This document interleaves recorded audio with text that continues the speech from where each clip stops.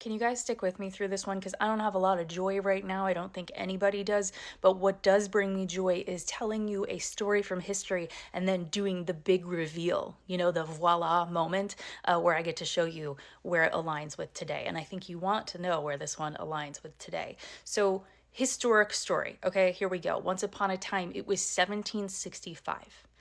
Britain, they are in some major trouble financially. They are in a boatload of debt.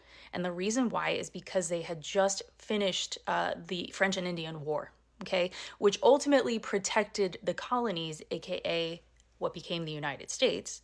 But again, it placed them in a mountain of debt. So they're like, this is not good. How are we going to get ourselves out of this situation?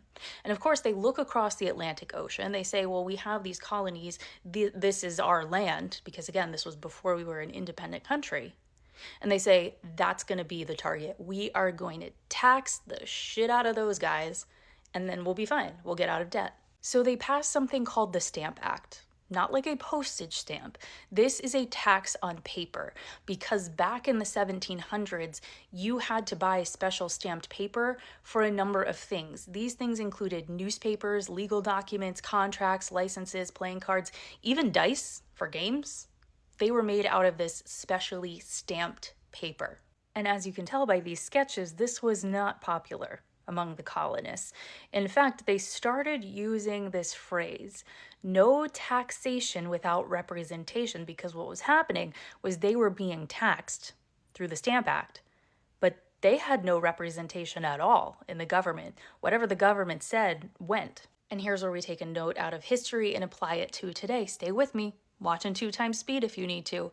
Because what happens next is the colonists, they go out and they protest. And I'm not talking one group of people. I'm not talking a group of people who made a certain amount of money. I'm not talking about a class system. I am not talking about a group of people who are on one side versus another on a political spectrum. I am talking all of the colonists. And the reason why they did this was because they recognized no matter what their differences were, no matter what class they belonged to, no matter what their occupations were, the Stamp Act was impacting each and every one of them. Tasks as simple as going to buy a newspaper became astronomical in price because newspapers were printed on that stamped paper.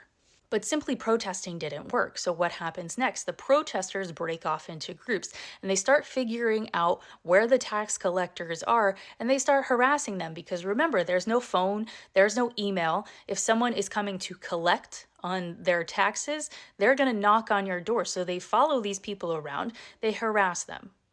Now, the people who were in local leadership at the time, they see all of this going on. And they're like, we are not enforcing these laws. Are you joking? This is not going to happen.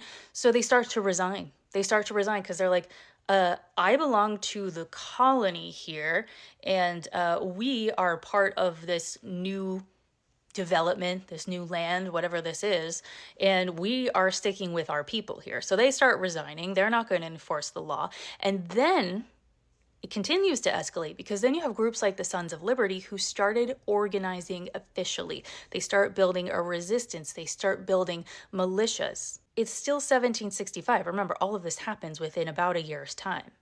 Each of the colonies, they have delegates, which I guess you could kind of think of them as like your senators, if you will, in present day Congress. 9 of those colonies, they send their delegates to something called the Stamp Act Congress.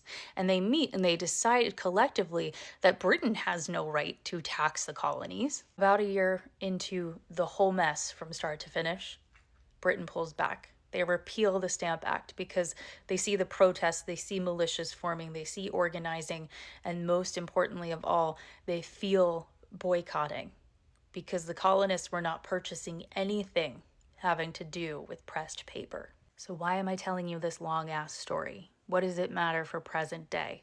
Think of all the things I just told you, and now look at this fact from the Associated Press today, which is Wednesday, January 28th, 2026.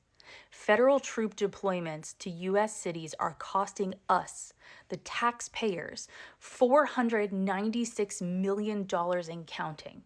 This is only so far. We are barely a little over a year into this regime. We have 3 more to go. And already The American taxpayers, you and me, have contributed, against our will, by the way, $496 million to our own terror, to our own suppression and oppression. This is insane to me. We need to take a note from the Stamp Act. No taxation without representation. We didn't choose this. Donald Trump and his regime chose this for their revenge tour.